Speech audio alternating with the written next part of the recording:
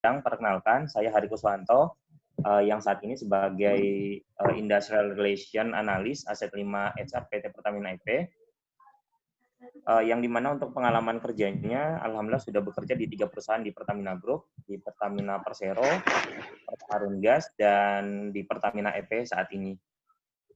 Dan sudah bekerja di 4 pulau, di Mor 7, di Makassar, Sulawesi, di Jakarta, dan di Arun, Loksmawe, kemudian di Tanjung, Kalimantan Selatan, terakhir di Balikpapan saat ini.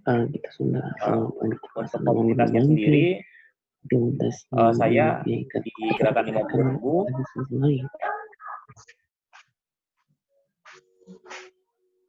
Jadi public speaking itu adalah kita bukan sedang kita sedang menjadi orang yang paling baik. Kita bukan menjadi saya di Gerakan 50.000, kemudian di Relawan Indonesia Mandiri dan Gerakan 1%. Sedangkan untuk komunitas online-nya saya di One Day One Juice, di komunitas Tahajud Berantai, dan komunitas Dua Umat. Ketika kita punya berbagai kendala dalam dunia kerja, mau itu dari pengangguran atau dari skill yang mungkin belum ada. Disinilah baiklah, untuk kesempatan kali ini kita ada 3 sesi, ada 3 topik. Yang pertama terkait dengan neurological dominance. Yang kedua, bagaimana sih tahapan proses rekrutasi itu sendiri. Dan yang terakhir, bagaimana kaitan antara neurological dominance dengan proses rekrutasi. Baiklah Bapak Ibu sekalian, mungkin ini sebelum kita masuk ke materi, menurut Bapak Ibu sekalian silakan tulis di chat ini angka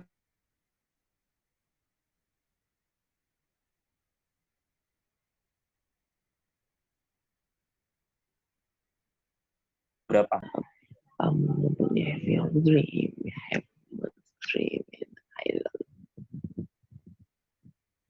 I don't count on that.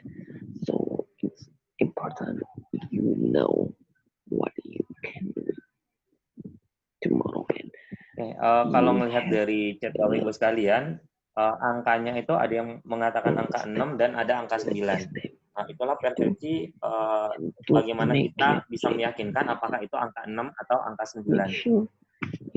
Dan untuk selanjutnya, untuk neurological dominance itu kecenderungannya kita akan membahas terkait dengan otak manusia.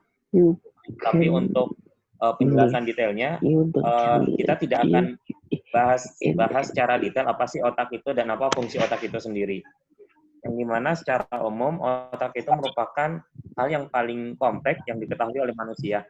Yang dimana wujud otak itu sendiri seperti ubur-ubur, dan terdiri dari sekitar 86 miliar sel spesialis yang disebut neuron. Dan mengapa kita memiliki otak? Itu untuk seperti naluri, kebiasaan, memori, dan berpikir. Ini adalah tools yang akan kita gunakan bagaimana mengukur kita kecenderungannya merespon terhadap sesuatu. Jadi fungsi otak merespon terhadap suatu kejadian atau suatu peristiwa itu akan membentuk 4 aspek yang dimana apakah menjadi sebuah reasoning atau spesifik atau spontaneous dan feeling. Yang dimana keempat aspek ini akan kita bedah satu-satu nantinya di slide selanjutnya. Untuk tools ini yang perlu Bapak Ibu ketahui bahwa tools ini digunakan untuk melihat energi dan motivasi, bukan untuk melihat keterampilan dan kemampuan.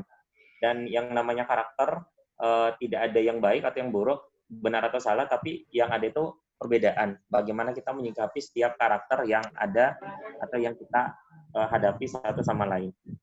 Sedangkan untuk karakter individu sebelumnya sudah dipaparkan bahwa ada 4 aspek. Ada reasoning, ada spesifik, ada spontaneous, dan ada feeling. Untuk orang-orang yang reasoning, kecenderungannya itu suka menganalisa sesuatu, suka mengkuantifikasikan sesuatu, suka mengkritik. Mengkritik itu dalam artian segala sesuatunya tuh orang-orang yang reasoning itu selalu mencari apa sih why-nya, apa sih latar belakang sehingga ini itu bisa terjadi, ini itu bisa ada. Ini ada beberapa karakter yang bisa ditunjukkan oleh orang-orang reasoning, seperti analisis, logika, selalu menggunakan logika dalam menyikapi sesuatu, kemudian bersikap profesional dalam menilai sesuatu, menerapkan 20-80 atau Pareto, kemudian mengkritik, realistis, kuantifikasi, rasional, dan senang dengan fakta-fakta. Apabila Bapak Ibu sekalian berada secara umum berada di karakter seperti ini, maka Bapak Ibu lebih dominan ke reasoning. Nah, sedangkan untuk spesifik itu kecenderungannya orang-orangnya dia rapi, kemudian dia kecenderungannya menghindari resiko, pelengkap, tidak suka yang tidak pasti, kemudian sangat prosedural, jadi kalau melihat SOP atau aturan perusahaan itu, dia lebih cenderung ngikutin sesuai dengan apa aturan yang seharusnya. Kemudian dapat diandalkan, sangat detail dan terorganisir dengan baik. Sedangkan untuk orang-orang yang spontanious atau spontanitas, yang pertama tuh orang itu spekulatif. Kemudian suka dengan terobosan-terobosan baru, penasaran, suka mengambil resiko, imajinatif, jadi udah membayangkan kira-kira kalau saya berbuat seperti ini tuh impact atau apa sih yang saya dapatkan. Dan berpikir besar, suka dengan petualangan dan koneksi.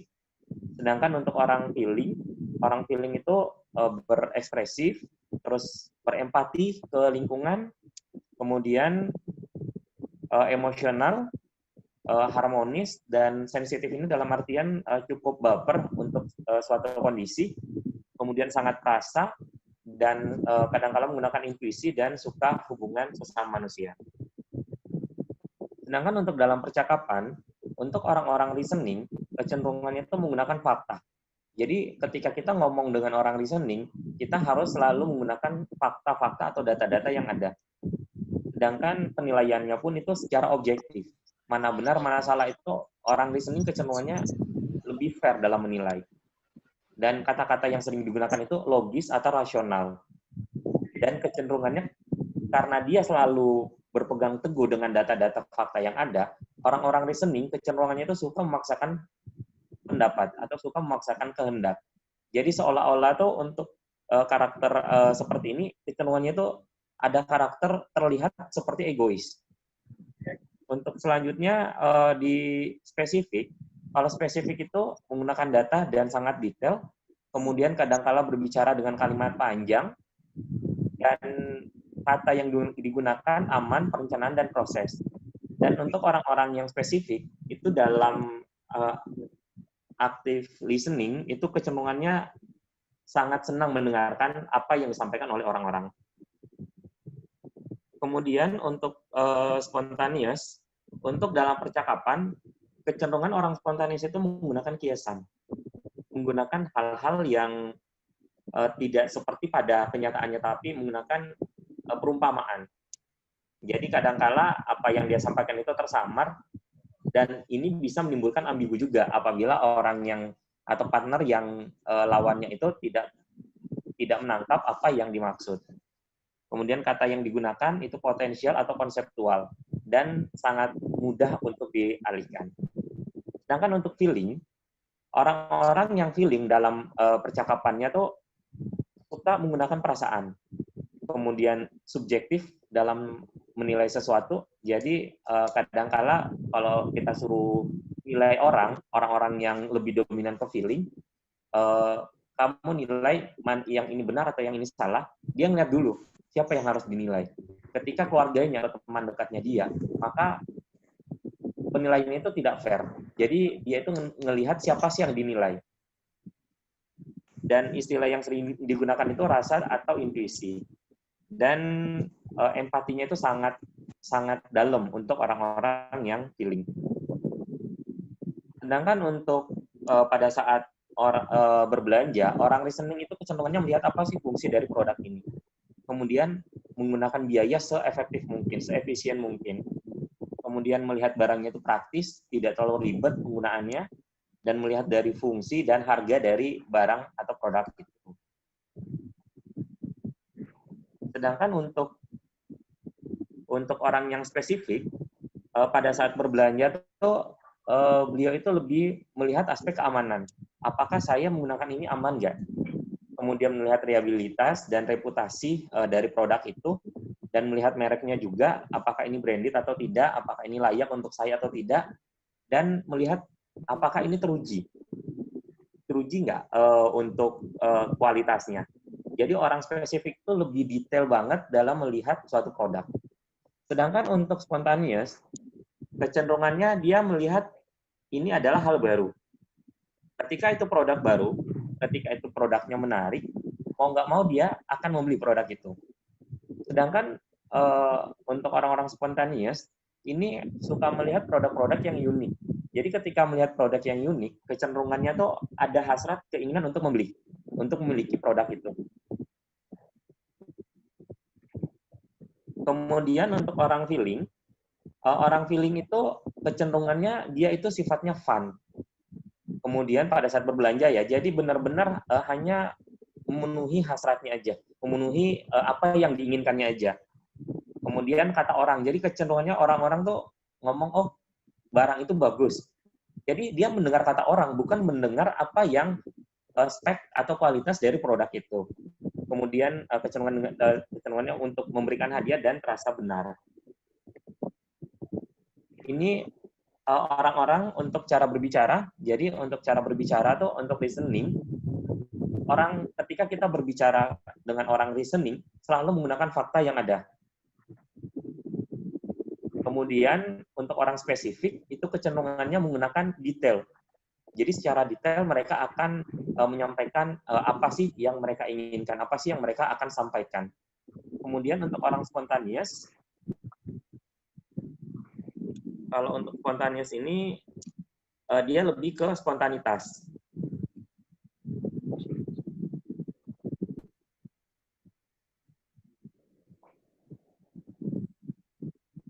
Kalau orang spontaneous ini, sorry typo bukan detail, tapi kecenderungannya berbicara itu ide-ide baru. Jadi segala sesuatu yang inovasi-inovasi itu yang sering disampaikan. Sedangkan untuk orang feeling ketika berbicara itu menggunakan hati, menggunakan rasa. Ini ada survei The Mind Tools. Bapak Ibu bisa coba. Nanti hasilnya akan tak email ke Bapak Ibu sekalian. Monggo silakan di screenshot atau di ini foto atau dicatat, monggo. Dan untuk materinya nanti akan di-share di grup WA oleh pihak Karir Global. Jadi nanti hasilnya seperti apa itu akan tak share. Hasil dari apa yang Bapak Ibu dapatkan berdasarkan hasil surveinya. Oke, kalau udah selesai, kita tolong ditulis oke di chat-nya, baru kita lanjut ke sesi kedua.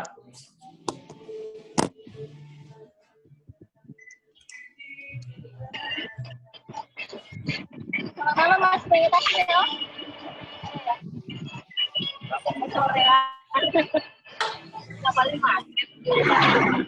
Oke, lanjut ke sesi untuk kombinasi. Jadi kalau di sini kan kita melihat apakah kecenderungannya itu di mana. Jadi kalau yang namanya kecenderungan, yang namanya karakter dari keempat aspek ini, aspek reasoning, aspek spesifik, feeling, dan itu keempat-empatnya pasti ada setiap manusia. Setiap orang itu pasti ada keempat-empat aspek ini.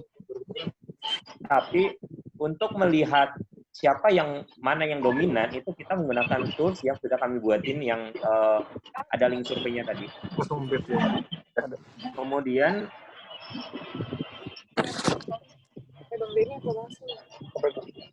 ini hasil survei yang dimana kebanyakan orang menampilkan lebih dari satu dominans. Gak apa-apa, kan kita masih terbalik lagi. Sini deh handphone aku. Untuk yang pertama, untuk yang single dominance itu sekitar 2%.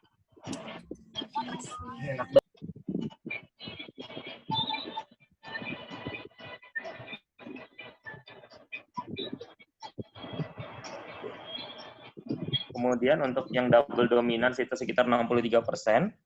triple dominance 18%, quadruple dominance itu sekitar 17%.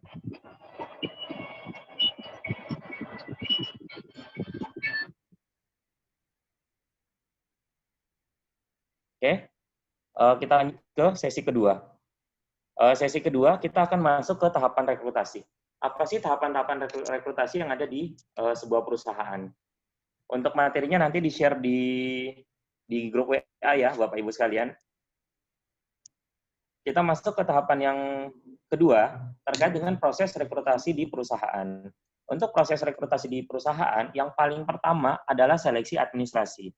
Beberapa catatan yang perlu Bapak Ibu ketahui untuk seleksi administrasi ini. Yang pertama, tolong diperhatikan ketika perusahaan itu butuh minimal D3 atau minimal S1 atau minimal SMA, maka kita harus melihat kita sesuai nggak dengan itu. Khawatirnya ketika yang dibutuhkan minimal D3, terus kita daftar S1, ada beberapa perusahaan yang masih menerima. Kalau dia itu ternyata S1, artinya minimal D3 bisa menerima D3 ke atas. Tapi ada beberapa perusahaan ketika di-state di situ bahwa yang diterima adalah D3, maka untuk teman-teman S1 itu sudah pasti tidak akan lolos di seleksi administrasi. Untuk seleksi administrasi, poin-poin yang harus diingat adalah bagaimana kita melihat kelengkapan dokumen yang dibutuhkan.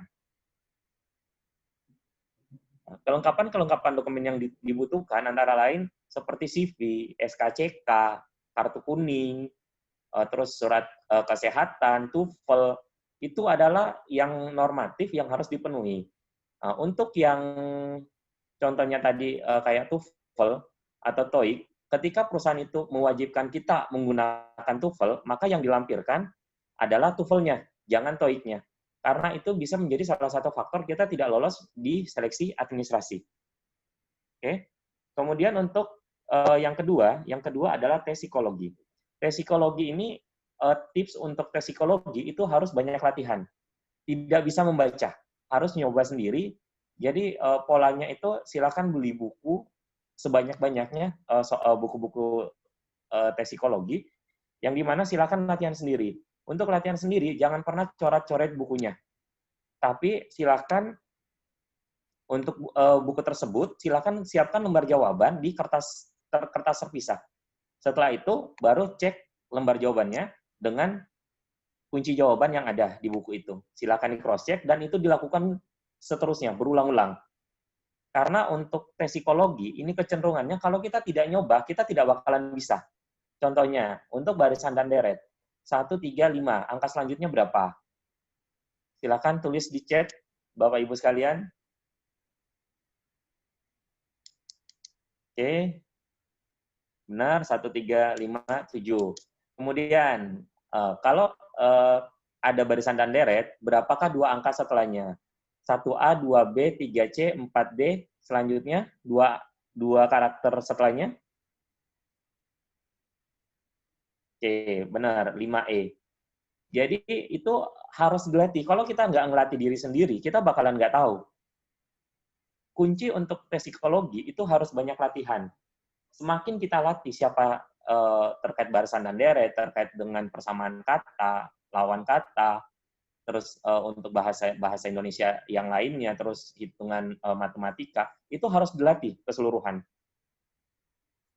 Pengalaman ngerekrut untuk tes psikologi, paling banyak yang jatuh itu di tes psikologi. Paling banyak yang tidak lulus itu di tes psikologi. Sedangkan untuk tes selanjutnya, itu kecenderungannya udah mulai sedikit-sedikit yang gugur sampai dengan tahap akhir. Kemudian untuk tes bahasa Inggris itu untuk TOEFL atau TOEIC memang sudah dilampirkan. Tapi untuk meyakinkan, kecenderungannya beberapa perusahaan itu bekerja sama dengan beberapa provider untuk melakukan tes bahasa Inggris kepada seluruh calon pekerjanya. Yang dimana untuk tes bahasa Inggris ini, ada beberapa yang melakukan secara offline, ada beberapa yang melakukan secara online. Jadi tergantung dari regulasi masing-masing perusahaan. Sedangkan untuk selanjutnya wawancara ini tergantung dari kebijakan atau policy yang dikeluarkan oleh perusahaan. Ada 3 tipe wawancara HR, wawancara user, dan wawancara top management. Yang dimana kalau HR itu kecenderungannya apa sih motivasi, apa sih keinginan kita untuk masuk ke perusahaan tersebut. Sedangkan untuk wawancara user itu kecenderungannya yang ingin dicari, kira-kira penguasaan materi kita seperti apa. Contohnya, kalau yang dicari itu orang keuangan, mau nggak mau kan harus tahu membuat laporan keuangan, laporan laba rugi, bagaimana membaca neraca. Itu yang harus dilakukan, yang harus kita siapkan bekal sebelum menghadapi wawancara user apabila kita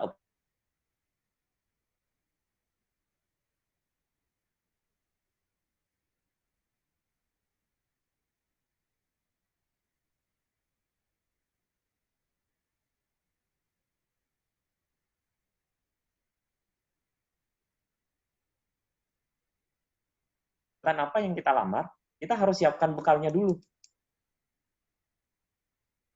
Sehingga ketika kita di-challenge dari sisi kompetensi teknisnya, kita udah paham, kita udah tahu. Sedangkan untuk wawancara top manajemen, kalau wawancara top manajemen ini lebih ke motivasi, lebih ke apa sih yang kita inginkan.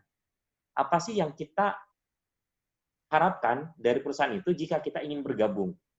Dan beberapa kunci untuk di wawancara ini yang perlu dipahami Bapak Ibu sekalian, kita harus bisa meyakinkan kepada yang interview kita bahwa kita ini layak, kita ini benar-benar berbeda dengan yang lain.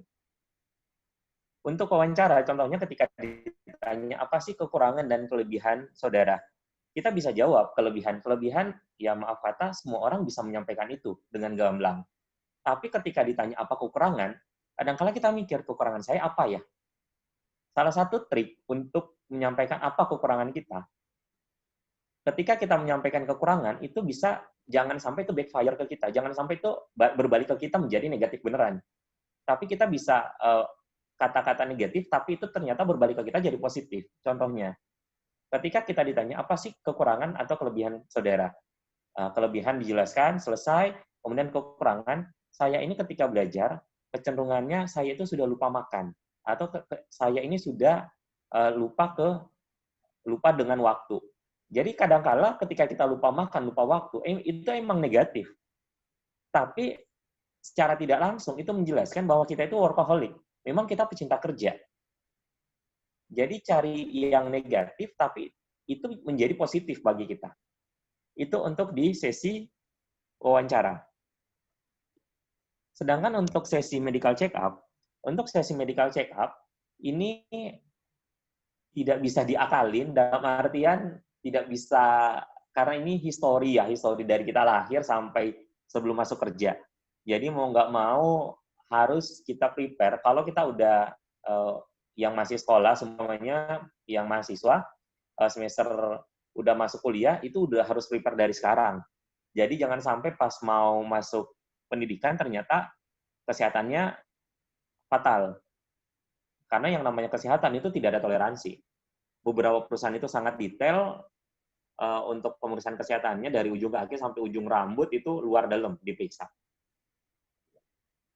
Selanjutnya, ketika kita lulus dari medical check up, kita masuk ke yudisium. Yudisium itu kita disampaikan oleh perusahaan, selamat Anda lolos menjadi calon pekerja. Baru menjadi calon pekerja. Akhirnya dikumpulin dalam suatu tempat untuk semacam acara atau dilantik sebagai calon pekerja. Jadi ini baru yudisium ini masih calon pekerja. Setelah dilantik menjadi calon pekerja, kita akan melakukan yang namanya OJT, on the job training. Nah, untuk on the job training, kecenderungannya tuh biasa ada beberapa fase. Yang pertama, untuk OJT itu diawali dengan pembekalan melalui classroom. Jadi Bapak Ibu sekalian itu dilakukan pendalaman materi di kelas, kemudian setelah itu baru ditempatkan ke posisi masing-masing. Nah, pada saat dilakukan penempatan, akan dilakukan evaluasi secara berkala. Yang dimana hasil evaluasi inilah yang akan digunakan sebagai referensi untuk mengangkat Bapak Ibu sebagai pekerja tetap di suatu perusahaan. Secara umum itu adalah cycle dari proses rekrutasi. Sampai sini ada yang mau ditanyakan, monggo langsung di chat.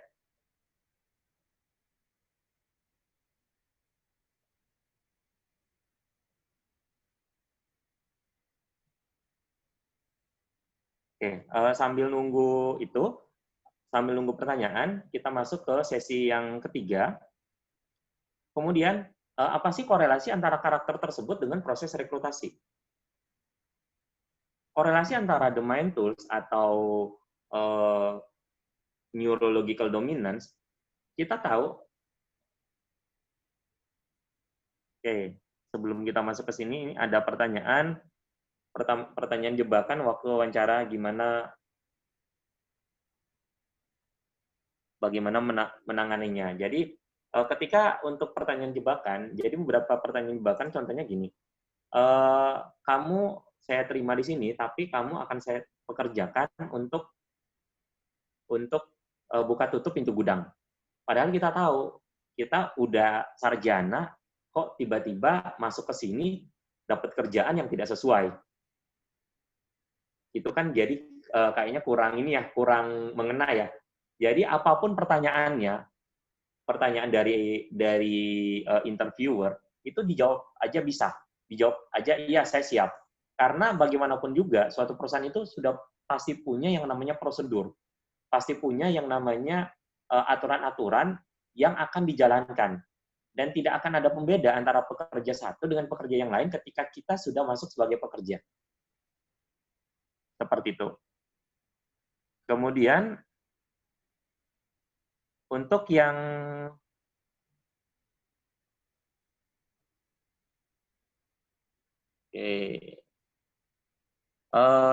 step rekrutmen dan fresh graduate, untuk fresh graduate dan experience. Setiap perusahaan kecenderungannya itu berbeda-beda regulasinya. Yang tak jelaskan di sini bahwa ini adalah cycle lengkap setiap rekrutasi. Untuk experience, kecenderungannya tes psikolog itu nggak ada, tes psikologi. Tes bahasa Inggris juga itu biasa ada, biasa enggak.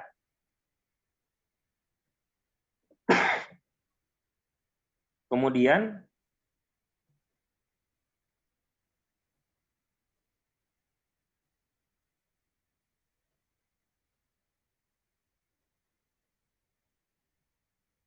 untuk ketika ditanyakan kelemahan, jadi kalau kelemahan itu silakan disampaikan hal-hal yang membuat kita lemah, tapi itu negatif buat kita. Jadi tadi contohnya ketika kita ngomong, ketika saya bekerja atau ketika saya belajar, saya itu lupa dengan waktu.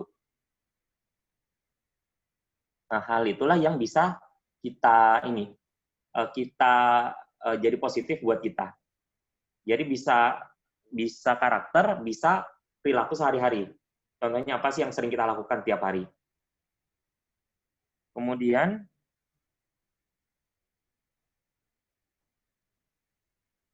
untuk kontrak atau percobaan, jadi Bapak Ibu sebelum melamar pekerjaan, tolong dipastikan dulu statusnya. Apakah yang Bapak Ibu lamar itu sebagai PWTT, pekerja waktu tidak tertentu, atau pekerja waktu tertentu? Kalau pekerja tetap, itu pekerja waktu tidak tertentu, yang dimana pensiunnya itu akan berakhir di usia sama dengan orang-orang pada umumnya di perusahaan itu. Ketika perusahaan itu menyatakan kita pensiun di usia 56, maka kita adalah PWTT di perusahaan itu. Tapi ketika kita setahun atau 2 tahun, padahal kita ini masih muda, masih umur, anggaplah masih fresh graduate atau experience masih under 40. Itu PWT, pekerja waktu tertentu, yang dimana untuk kontraknya itu 2+1, 2 tahun plus 1 tahun. Atau bisa diperpanjang maksimal 2 tahun. Jadi kumulasi 5 tahun untuk satu periode. Untuk masa percobaan itu kecenderungannya diberlakukan kepada orang-orang experience hire. Tapi untuk orang-orang fresh graduate, biasanya itu disebut dengan OJT. Tapi balik lagi ke masing-masing regulasi suatu perusahaan. Apakah OJT itu untuk fresh graduate disebut dengan masa percobaan atau bukan? Tapi intinya sih antara masa percobaan dengan OJT itu sama aja. Sama-sama melakukan pekerjaan sebelum diangkat sebagai pekerja. Akan tetapi yang membedakan untuk experience hire yang probation 3 bulan itu gajinya sudah 80%. Sedangkan kalau calon pekerja yang melakukan OJT, gajinya itu bukan berdasarkan tarif perusahaan, tapi dia itu berdasarkan tarif upah sebagai calon pekerja, bukan sebagai pekerja. Kemudian ini pertanyaannya dari Ibu Nisha, jika melamar di suatu posisi yang berbeda dengan pengalaman kerja kita sebelumnya, apakah bisa menjadikan pertimbangan untuk penerimaan dalam rekrutmen kerja? Intinya ketika kita melamar suatu pekerjaan dan itu berbeda dengan background kita sebelumnya, kita tinggal meyakinkan, memastikan ke interviewernya bahwa kita layak di jabatan itu. Berikan justifikasi yang kuat, sehingga kita layak untuk dipilih. Apapun background-nya kita, apabila bertolak belakang, kita tinggal mencari celah, mencari jawaban yang tepat kepada interviewer, meyakinkan mereka bahwa memang kita layak untuk menerima, untuk diterima di perusahaan itu. Kemudian,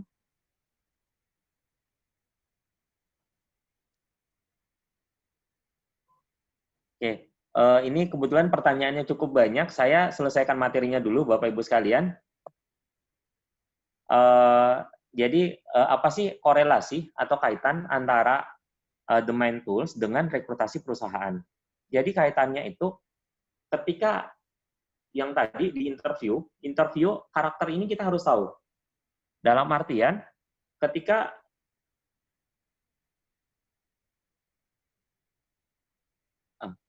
kita tahu bahwa pertanyaan orang itu berdasarkan filosofi, berdasarkan konsep atau teori, kita bisa nebak bahwa orang ini orang spesifik, orang yang detail. Jadi ketika kita memberikan jawaban ke beliau, kita akan menjelaskan sedetail-detailnya. Tapi ketika ngomong, kenapa bisa itu terjadi? Apa alasannya? Jadi kalau pertanyaan-pertanyaan reasoning, jadi Bapak Ibu memberikan jawabannya itu berdasarkan reason, berdasarkan filosofi, berdasarkan apa sih justifikasi sehingga itu muncul. Sedangkan untuk orang-orang yang spontanious itu kecenderungannya dia tidak suka menggali pertanyaan sedalam-dalamnya. Jadi hanya just to know. Ketika ditanya, kamu sekolah di mana? Saya sekolah di Universitas Budi Luhur. Ketika kita ngomong Universitas Budi Luhur, mungkin selesai sampai di situ, nggak bakalan dikejar. Beda dengan orang yang spesifik. Orang spesifik pasti nanya lebih dalam lagi. Kamu sekolah di Budi Luhur, kamu jurusan apa? Masuknya tahun berapa, lulusnya tahun berapa? IPK kamu berapa? Terus judul skripsimu apa? Nilainya apa? Itu orang spesifik itu akan lebih ngejar. Tapi kalau orang spontanious, itu lain lagi pertanyaannya. Jadi ketika dia nanya, orang reasoning, ketika dia nanya, kamu kuliah di Budi Luhur, kenapa kamu milih Budi Luhur? Padahal kampus yang lain kan banyak. Oke, setelah dikasih penjelasan detailnya, jurusanmu apa? Jurusan manajemen keuangan. Kenapa milih manajemen keuangan? Kenapa nggak milih jurusan lain? Itu yang harus kita sikapi juga. Kita harus menyiapkan jawaban. Ketika ngadepin orang reasoning, kita harus menyiapkan segala sesuatu dalam bentuk filosofi. Dalam bentuk apa sih justifikasi sehingga dia itu yakin dengan kita. Sedangkan orang spesifik itu kecenderungannya lebih detail. Orang spesifik tidak suka dengan orang-orang yang menjelaskan secara filosofi. Sedangkan orang spontanious, dia hanya kulit-kulit luarnya aja. Dan orang spontanious lebih suka melihat orang yang unik, orang yang berbeda. Sedangkan orang feeling, kalau orang feeling ini mut-mutan. Jadi kita harus bisa membaca bagaimana karakternya dia. Orang feeling ini lebih cool kelihatannya. Seperti itu. Kemudian untuk karakter ini, itu dipakai di wawancara seperti itu. Begitu pula pada saat kita melakukan OJT, on the job training. Pada saat OJT, di sini adalah waktu untuk experience hire, itu disebut dengan probation atau percobaan 3 bulan. Di sini adalah waktu kesempatan untuk kita membuktikan kepada pihak perusahaan, pihak manajemen, bahwa kita layak diterima di perusahaan itu. Contohnya, ketika kita ngajuin ide ke rekan kerja kita anak baru nih, entah itu fresh graduate, entah itu dari experience hire, yang baru masuk ke lingkungan baru, lingkungan kerja. Ketika kita udah masuk ke dalam situ, yang jadi pertanyaan kita kan, saya punya ide baru nih. Ketika saya punya ide baru, kira-kira atasan saya atau rekan kerja saya nerima nggak ya? Pasti pertanyaan itu muncul. Ini diterima atau tidak? Ini diterima atau tidak? Ketika pertama kali kita bergaul dengan orang-orang, kita sudah bisa membaca lingkungan. apakah orang-orang tersebut orang reasoning atau orang spesifik atau orang spontaneous atau orang feeling. Ketika kita dapat rekan kerja atau dapat atasan atau dapat partner kerja yang dia orang reasoning.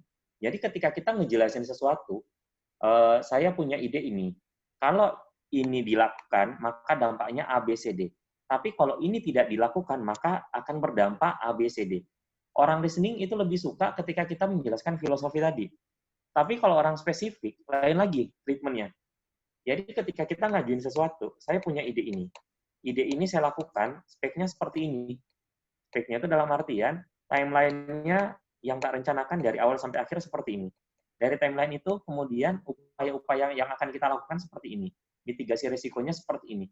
Jadi orang detail itu, spesifik itu menyampaikan sedetail-detailnya.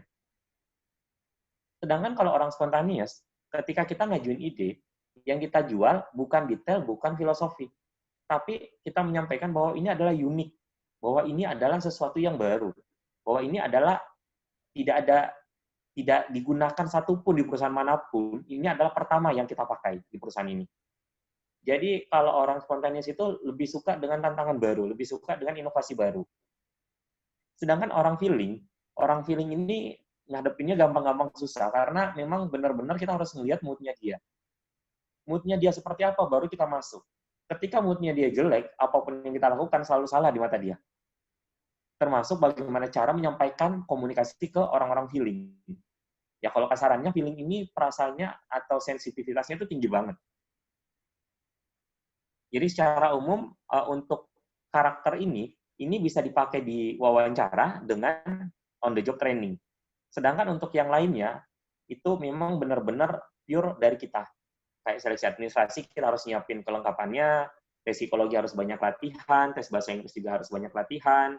Sedangkan wawancara kan ini udah hubungan antar sesama manusia. Ini bisa dipakai karakter tersebut. Sedangkan untuk medical check up memang dari kita, judicium juga memang dari kita. Sedangkan untuk OJT itu karakter itu bisa digunakan untuk evaluasi dengan pengangkatan, itu normatif dari perusahaan. Secara umum itu materinya, silakan dikembalikan ke Mas Yoga. Oke, terima kasih Mas Hari. Ini banyak banget yang kita dapatin, ada 3 materi yang Mas Hari sampaikan. Mulai dari tadi yang pertama, itu kita juga dikasih tahu secara universal bagaimana sih karakter individu, mulai dari reasoning, yaitu yang bersifat analisis, logika, profesional, dan spesifik. Ada juga itu rapi, biasanya orang-orangnya di style.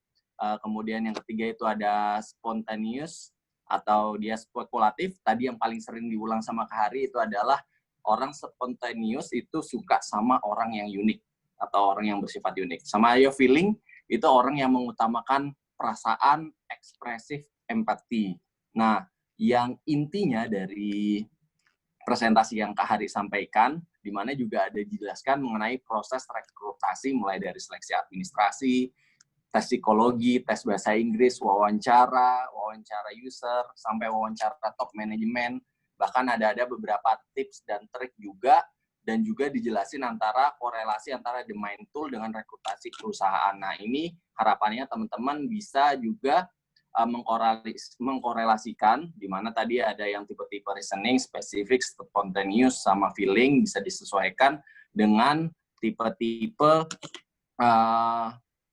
proses rekrutasi, mulai dari tes yang bisa dipakai itu biasanya tes wawancara.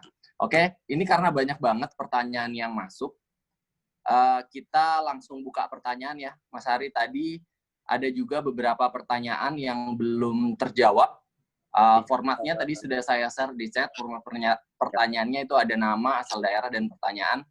Mulai dari Ridwan ya, yang belum. Sekarang jika ditanyakan kelemahannya tentang sifat itu gimana Pak? Cukup sebutkan 3 sifat negatif, misalnya seperti ini Pak. Monggo Kak Hari, kita mulai jawab pertanyaan dari Mas Ridwan. Jadi untuk pertanyaan-pertanyaan apabila ada yang menanyakan kelemahan kita, balik lagi ke yang tadi, bahwa ketika orang menyampaikan kelemahan kita menjawabnya berbalik.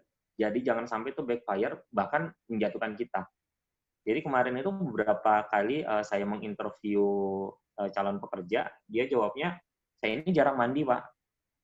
Jadi kalau jarang mandi kan secara tidak langsung interviewernya ngomong, oh orang ini satu tidak bersih, yang kedua tidak rapi, yang ketiga itu males kan. Jadi kita langsung underestimate, jadi mau nanya berikutnya pun jadi males. Tapi ketika kita ngomong yang tadi, saya ini ketika udah kerja atau udah mengerjakan tugas, saya sampai lupa waktu. Oh, anak ini emang lupa waktu, tapi dia itu pekerja keras. Itu ya, untuk yang kelemahan. Kemudian dari Pak Muhammad Prabowo, saya ada interview di sebuah perusahaan, interview user dan HR. Di akhir sesi, saya ada diberi pesan bahwa saya harus jaga kesehatan. Karena masih ada tes selanjutnya, dan semoga saya bisa ambil nilai lebih dari Anda. Oke. Untuk redaksi seperti ini, kecenderungannya si user itu udah ngeklik, udah nyaman dengan Bapak. Jadi tinggal nunggu waktunya aja, Bapak itu join sama mereka. Kenapa ada pesannya itu untuk kesehatan? Karena kecenderungannya orang-orang itu biasanya dari luar itu kelihatan sehat. Pas MCU, ternyata hasilnya ada beberapa yang fatal, sehingga itu tidak bisa masuk ke perusahaan. Kemudian dari Ibu Francisca, pada saat membuat CV dan interview, baiknya saya menuliskan fresh graduate atau berpengalaman, karena kuliah sambil kerja. Saya punya pengalaman, namun saya juga baru lulus. Oke. Beberapa perusahaan itu sangat welcome dengan orang-orang yang baru lulus tapi sudah punya pengalaman. Itu nilai plus. Jadi kalau saranku sebaiknya untuk pengalaman-pengalaman kerja pada saat kuliah itu tetap dimasukkan. Kemudian untuk dari Pak Eko Saputra, seleksi administrasi. Apakah ada kemungkinan dokumen administrasi kita tidak direview perusahaan? Karena sudah banyak melamar tapi tidak. Oke. Untuk dokumen, jadi pengalaman saya ketika menerima dokumen itu ya, dokumen-dokumen rekrutasi, pada saat tidak ada lowongan, saya tidak akan otak-atik dengan dokumen itu. Saya tidak akan melihat, saya minta tolong admin, minta tolong ini dibalas bahwa ini kita tidak ada penerimaan. Seperti itu aja, tiap hari ada masuk 2-3 lamaran, balas, balikin lamarannya. Tapi ada beberapa perusahaan, karena ketika ngirim itu kan muncul biaya ya, jadi kecenderungannya itu nggak direspon, biarin aja. Tapi belakangan ini untuk proses rekrutasi itu sudah menggunakan online. Dan untuk perusahaan-perusahaan besar, kecenderungannya itu menggunakan jasa pihak ketiga untuk proses rekrutasinya. Jadi bukan dia yang melakukan rekrutasi. Jadi semuanya diserahin ke pihak ketiga untuk melakukan proses rekrutasi. Oke. Kemudian Pak Muhammad Farhin. Main tool dengan posisi yang dibutuhkan oleh satu perusahaan. Field process engineer dengan HSE, tentu dengan job desk dan tuntutan yang berbeda. Oke. Untuk main tools intinya tuh itu kan mengacu ke karakter kita. Jadi main tools itu di situ tidak melihat posisi kita itu, kekuatan kita itu ada di mana, kelebihan kita itu ada di mana. Kelebihan itu dalam artian kemampuan menyelesaikan suatu proses yang lebih spesifik atau lebih ke hard skill. Untuk main tools ini lebih cenderung bagaimana kita menyikapi suatu permasalahan atau suatu kondisi yang ada di depan kita. Sedangkan kalau pertanyaan Pak Farhen, ketika field process engineer dengan HSE, kalau HSE itu kecenderungannya harus detail, harus reasoning. Ketika orang mengajukan izin untuk melakukan suatu pekerjaan, kalau orang HSE tidak nanya reason-nya apa, artinya kan dari awal udah jebol duluan kan ininya. Udah terbantahkan dengan reasoning-nya tadi. Jadi ketika ada izin permintaan pelaksanaan pekerjaan, Pak, saya ingin melakukan ABCD. Bapak yang pertama kali Bapak tanyakan seorang engineer di HSE, apa sih alasan kamu untuk melakukan ini? Setelah mendapatkan penjelasan filosofi yang masuk akal, yang secara logika dapat diterima, baru Bapak melangkah, kira-kira detailnya seperti apa, timeline-nya seperti apa yang Bapak rencanakan, parameternya apa, atau tingkat keberhasilannya, mengukurnya seperti apa. Seperti itu. Jadi kalau yang untuk tuntutan main tools itu, yang perlu digarisbawahi juga, yang namanya karakter, seperti dijelaskan di bawah, bahwa karakter itu tidak ada bagus, tidak ada jelek. Tapi bagaimana caranya kita menyikapi. Seperti perumpamaan di awal, angka 6 dengan angka 9, tergantung kita melihatnya. itu angka 6 atau itu angka 9. Karena argumentasi tiap orang itu udah pasti berbeda dan sama-sama mempertahankan pendapat. Sedangkan untuk tes psikolog, itu minta tolong dipelajarin aja. Beli buku sebanyak-banyaknya, pelajarin semua jenis tesnya. Semakin banyak kita latihan, itu impact-nya juga ke kita, bukan buat orang lain. Karena kalau psikolog itu sama sekali nggak bisa dibantu. Oke. Ini dari Pak Syarif, lebih baik mengejar jadi PNS atau di swasta atau BUMN. Jadi kalau ini balik lagi ke people-nya sih, balik lagi ke orangnya. Orangnya itu suka tantangan nggak? Suka dengan hal-hal baru nggak? Kalau suka dengan tantangan, itu kalau mau kerja di BUMN bisa sebagai marketing. Kalau di swasta juga bisa sebagai marketing. Kalau mau buat usaha sendiri, yang dimana ketika kita bisnis sendiri, itu dinamikanya itu jauh luar biasa. Itu bisa. Sedangkan jadi ada plus minus sih antara PNS swasta dengan BUMN. Itu balik lagi ke individu. Kemudian kita ke Pak Shemohen Prayendra. Oke, saya mahasiswa, step-step ampuh meyakinkan HRD untuk kita bekerja di perusahaan tersebut dengan saya yang masih fresh graduate.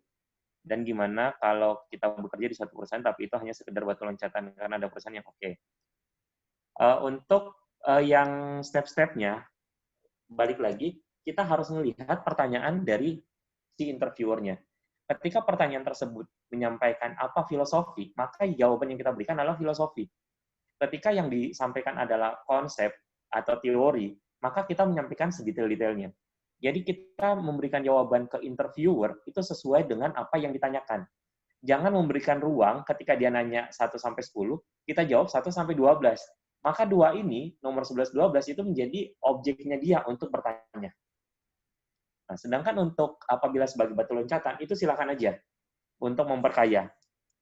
Tapi harus ada satu fase yang dimana kita harus start, oke, saya udah berhenti dulu sampai di sini. Karena jangan sampai kita udah pindah kemana-mana, akhirnya jabatannya gitu-gitu aja. Kecuali kita pindah naik jabatan, itu silakan. Karena jangan sampai kita pindah perusahaan, tapi mulai dari nol lagi. Sayang banget. Oke.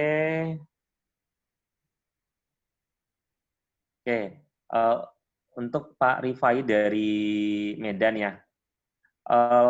Pertanyaannya, diwawancara top manajemen, kenal dengan siapa di sini? Kalau kenal dengan siapa di sini, Bapak jawab aja apa adanya.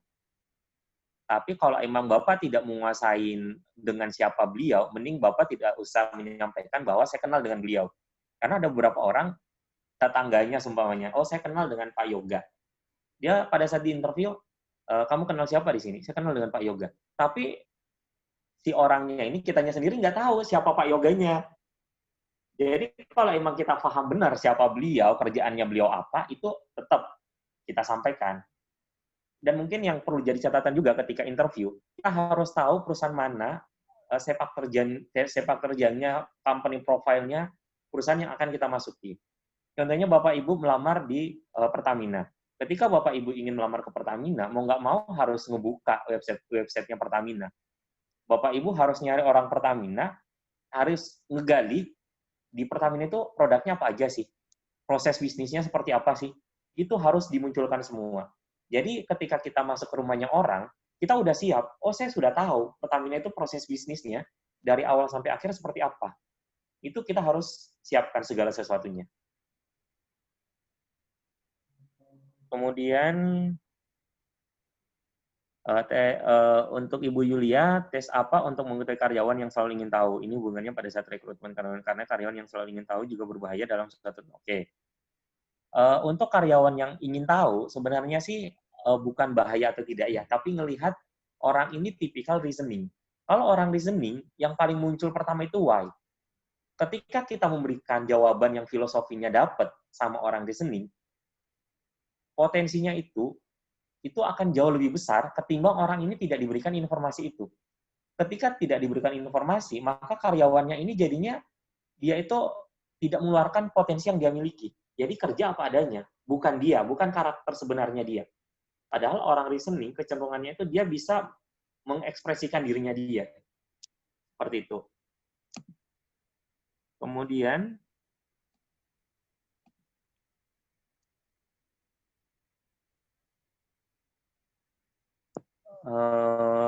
Ini tadi udah yang HSE.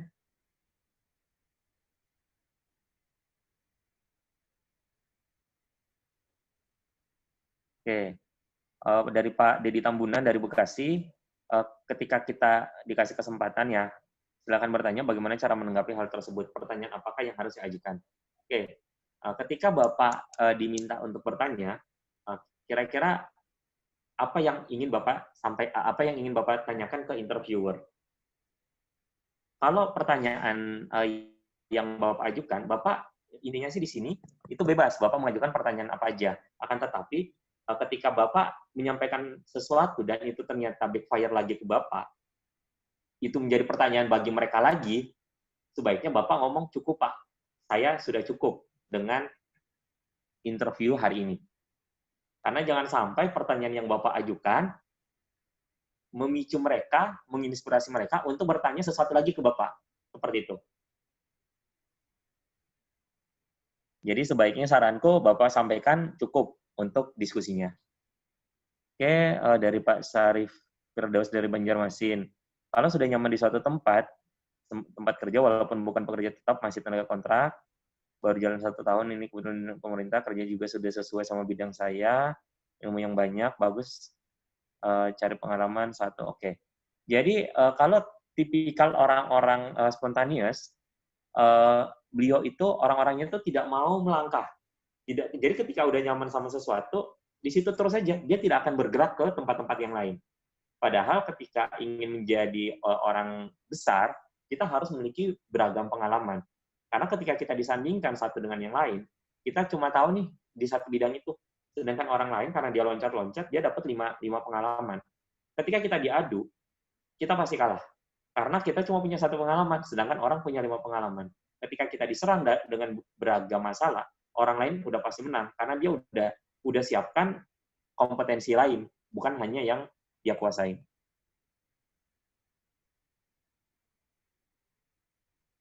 Oke, dari Kalimantan Barat, Ibu Lara, jurusan bisnis S1. Oke, intinya apapun yang kita ambil jurusan, itu lapangan pekerjaan di luaran sana tuh sangat banyak. Tergantung kita mau usaha atau tidak.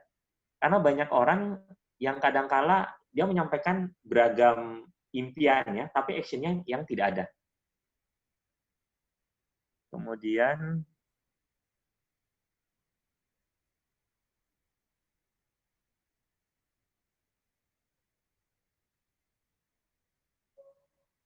dari Pak Rizal di Pasuruan, jika HRD ingin kita menjelaskan kelebihan kita, bagaimana kita menjelaskan kelebihan kita?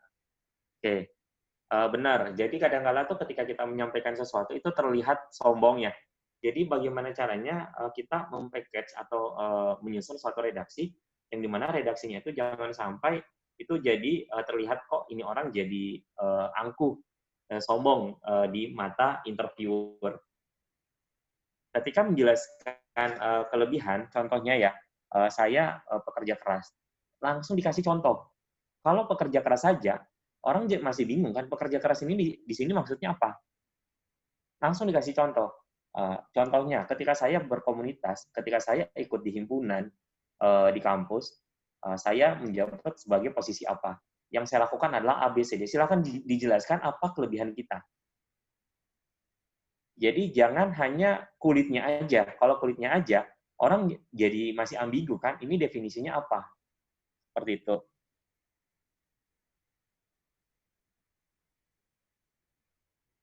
Oke, terima kasih Kak Yoga.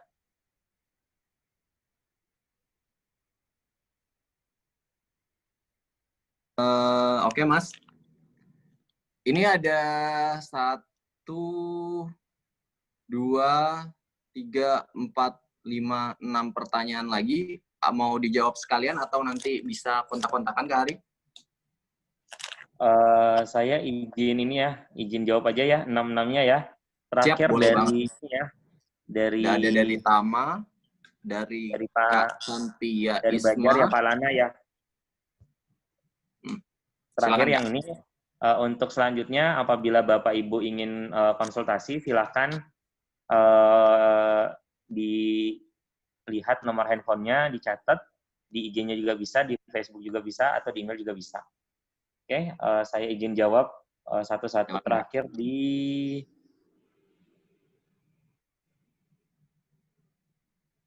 Pertanyaan dari Kak Tama Palembang sekarang. Oke, untuk Pak Tama, jika diminta memperkenalkan diri, oke, ketika kita pertama kali ditanya, coba jelaskan siapa diri Anda.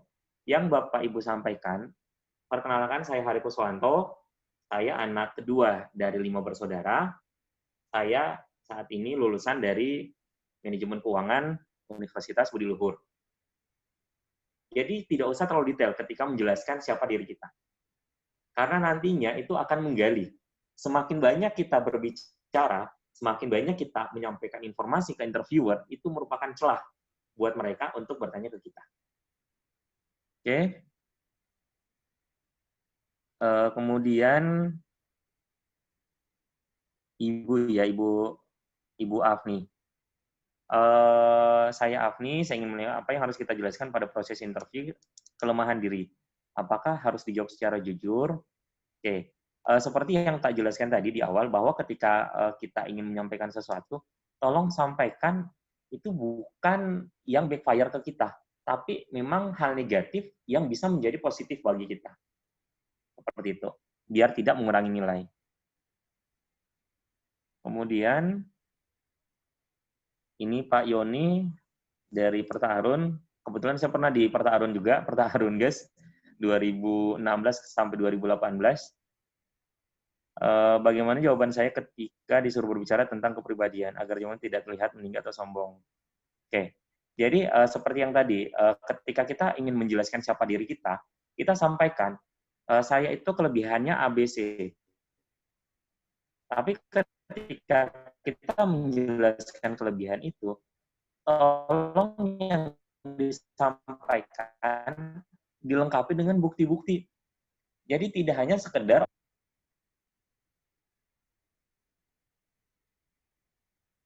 Oke, untuk Ibu Ana Kasih di Rembang, yang cocok agar tidak salah sebelum melamar suatu pekerjaan. Untuk ini minta tolong Ibu isi ini aja, isi surveinya, nanti tak kirimin hasilnya, nanti tak jelasin yang pas seperti apa. Ini private aja. Oke. Kemudian kalau ditanya gaji yang diinginkan, kalau gaji yang diinginkan, jawabannya Bapak akan sampaikan, saya akan ikut dengan apa yang ditentukan, apa yang diinginkan oleh perusahaan. Jadi tidak usah disampaikan, saya ingin gajinya sekian, saya ingin gajinya sekian, nggak usah. Tapi disampaikan aja bahwa saya akan mengikuti sesuai dengan rule atau aturan perusahaan yang berlaku. Seperti itu.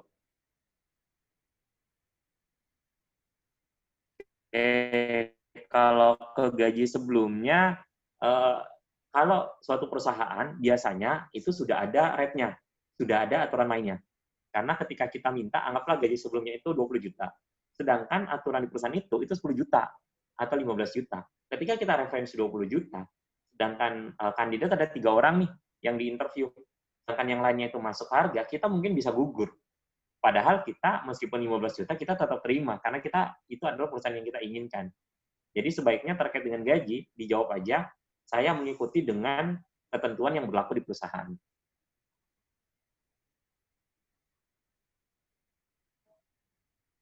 Oke, untuk yang kelemahan tadi, kelemahannya balik lagi bahwa memang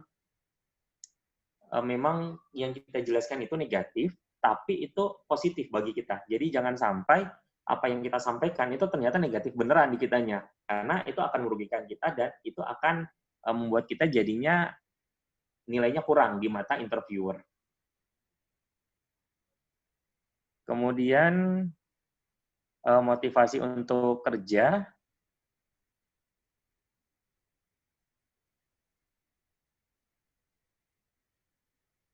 Untuk motivasi, apa sih motivasi untuk kerja? Jadi ketika kita ditanya, apa sih motivasi kita untuk bekerja di situ? Yang pertama, kita ingin berkontribusi di perusahaan tersebut, tolong dicari tahu dulu perusahaan itu bergerak di bidang apa.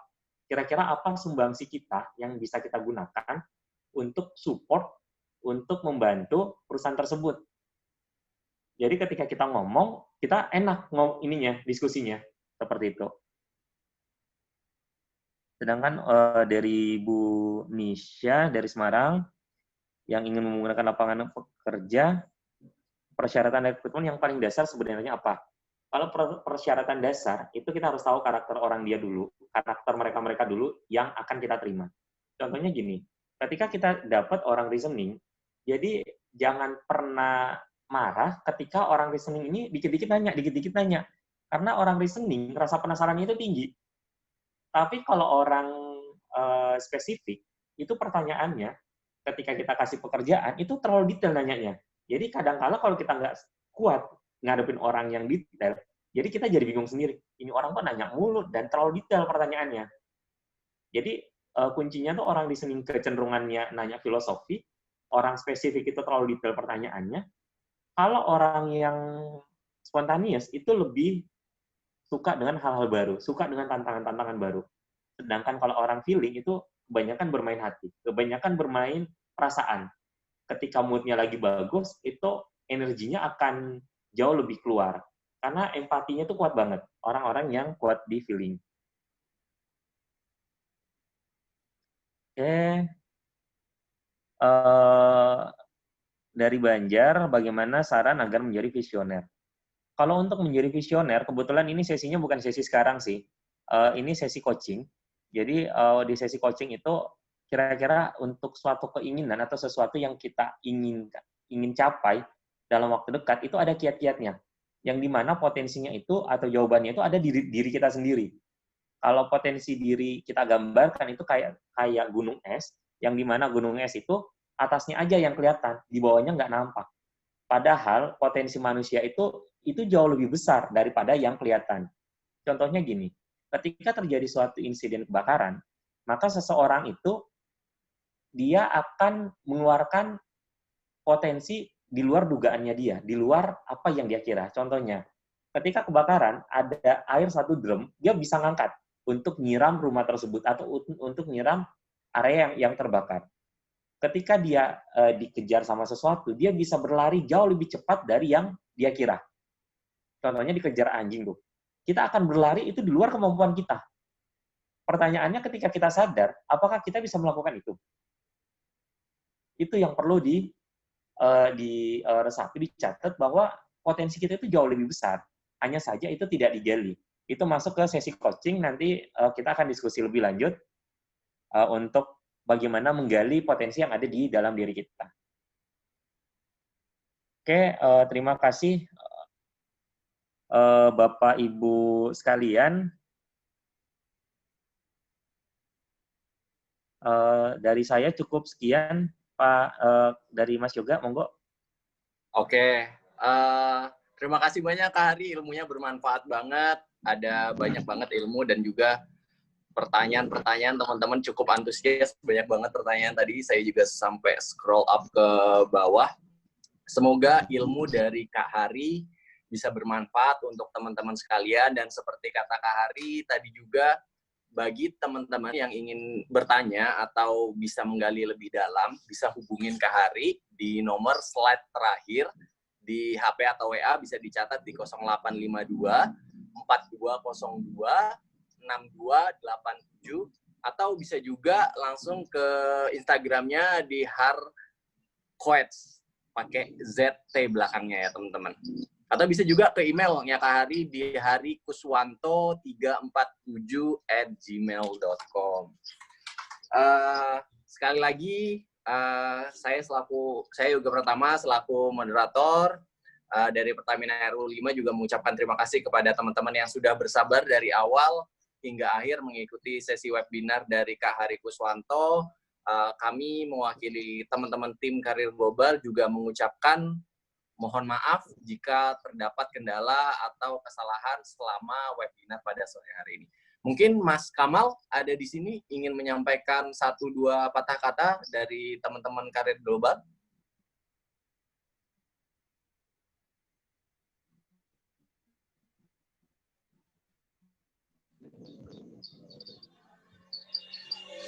Oke, terima kasih sekali lagi untuk semuanya dan terima kasih untuk Mas Hari selaku narasumber. Saya tutup untuk webinar pada sore hari ini. Teman-teman, semoga sehat selalu, stay safe, dan di rumah aja. Wassalamualaikum warahmatullahi wabarakatuh dan selamat sore. Waalaikumsalam warahmatullahi wabarakatuh. Waalaikumsalam. Terima kasih. Terima kasih. Sama-sama, Pak. Sebagai apa? Itu. Bapak Ibu sekalian. Kasih.